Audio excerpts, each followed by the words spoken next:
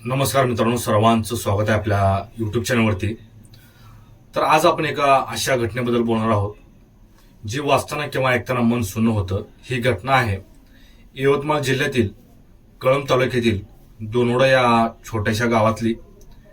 एका तरुणाने पोलीस होण्याचं स्वप्न उराशी बाळगलं होतं. मेहनत केली, परीक्षेत चांगले गुण मिळवले, पण त्याच्याच एका जुन्या चुकीने त्याच्या स्वप्नाचा चुराडा केला.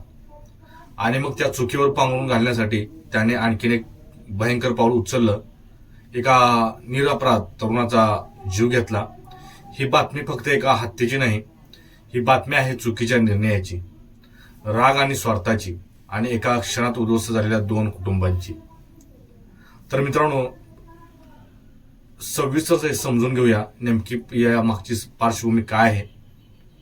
बघा, यवतमाळ जिल्ह्यातील दोनोडा गावातील आशिष मारुती कर्लुके वय 32 आणि अभिलाष उर्फ दत्ता केशव चौधरी वय 33 हे दोघे शेजारात होते. 2020 हे साल होतं आणि कसल्या तरी कारणावर यांचा वाद झाला. वाद इतका विकोपाला गेला की आशिषने अभिलाषवर थेट प्राणघातक हल्ला केला. त्यावेळी अभिलाष सुदैवाने वाचला, पण प्रकरण थांबलं नाही. अभिलाषने पोलिसात तक्रार दिली आणि खटला न्यायालयात पोहोचला. न्यायालयात खटला सुरू झाला. आशिषवर गुन्हा दाखल झाला. आता इथून पुढे कहाणी एक वेगळीच वळण घेते. पोलीस भरती आणि आडसर या दरम्यान महाराष्ट्र पोलीस भरती सुरू झाली. आशिष कर्कुलेने या भरतीत भाग घेतला. तो मेहनतीने केला आणि परीक्षेत चांगले गुण मिळून तो पोलीस भरती देखील झाला. परंतु पोलीस भरतीमध्ये चारित्र्य पडताळणी म्हणजेच कॅरेक्टर व्हेरिफिकेशन होतं मित्रांनो. उमेदवाराच्या नावावर कोणता गुन्हा असेल तर त्याची निवड रद्द होऊ शकते किंवा अडचणी येतात. आशिषच्या नावावर तो 2020 मधील प्राणघातक हल्ल्याचा गुन्हा होता. हाच त्याच्या स्वप्नात येत होता. आता त्याच्यासमोर एकच मार्ग दिसला. तक्रारदार अभिलाषला तडजोड करायला लावायचं, न्यायालयातून केस घ्यायला लावायची, म्हणजे गुन्हा रद्द होईल आणि पोलीस भरतीला अडचण दूर होईल. तेथून सुरू झाला दबाव, धमकी आणि नकार. आशिष आणि त्यांचे वडील मारुती कर्लुके हे दोघे वारंवार अभिलाषकडे जाऊ लागले. केस मागे घे, तडजोड कर, असा दबाव टाकू लागले. पण अभिलाष ठाम राहिला आणि त्याचं ठाम राहणं योग्यच होतं. ज्या माणसाने एकदा आपल्या जीवावर उठला होता किंवा हल्ला केला, त्याशी तडजोड करण्याची जो माणूस न्यायाच्या प्रतिष्ठित होता त्याने अन्याय मान्य करायचा अभिलाषने स्पष्ट नकार दिला. हा नकार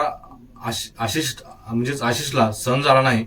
रागाने त्याचा संयम सुटला आणि 25 फेब्रुवारी 2026 मंगळवार सकाळी 9 वाजता आशिष आणि त्याचे वडील मारुती पुन्हा एकदा अभिलाष समोर आले. पुन्हा तडजोडीचा विषय निघाला. पुन्हा वाद झाला. पुन्हा अभिलाषने नकार दिला. यावेळी आशिषने थेट कोराड उचलली.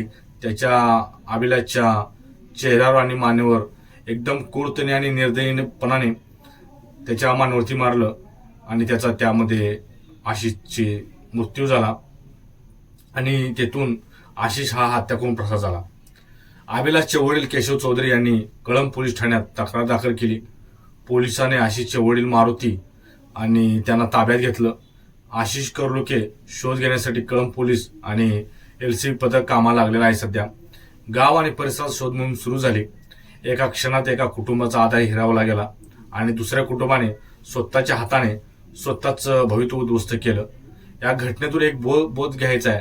बघा मित्रांनो, ही बातमी वाचल्यानंतर मनात अनेक विचार येतात. यातून आपण काय महत्वाचं धडे घेऊ शकतो हे आपण बघणार आहोत. बघा, पहिला बोध म्हणजे चुकीवर चूक करू नका. आशिषने 2000 मध्ये एक चूक केली, प्राणघातक हल्ला. त्याची शिक्षा भोगण्याऐवजी त्याने आणखी एक मोठी चूक केली, हत्या. एक गुन्हा लपवण्यासाठी दुसरा गुन्हा केला. आयुष्यात चूक होते, पण त्यावर एक चूक करणं म्हणजे दलदलीत आणखीन खोल रुतत जाणं. आणि दुसरा बोध म्हणजे बघा, राग हा सर्वात मोठा शत्रू आहे. एका क्षणाच्या रागाने आशिषने स्वतःचं संपूर्ण आयुष्य उद्ध्वस्त केलं. पोलीस होण्याचं स्वप्न, कुटुंबाचा आधार, समाजाची प्रतिष्ठा सगळे एका कोरडीच्या घावाने संपलं. राग आलेल्या क्षणी थांबणं, श्वास घेणं आणि विचार करणं हे जीवन आहे. आणि तिसरा बोध म्हणजे अभिलाषचं धाडस विसरू नका.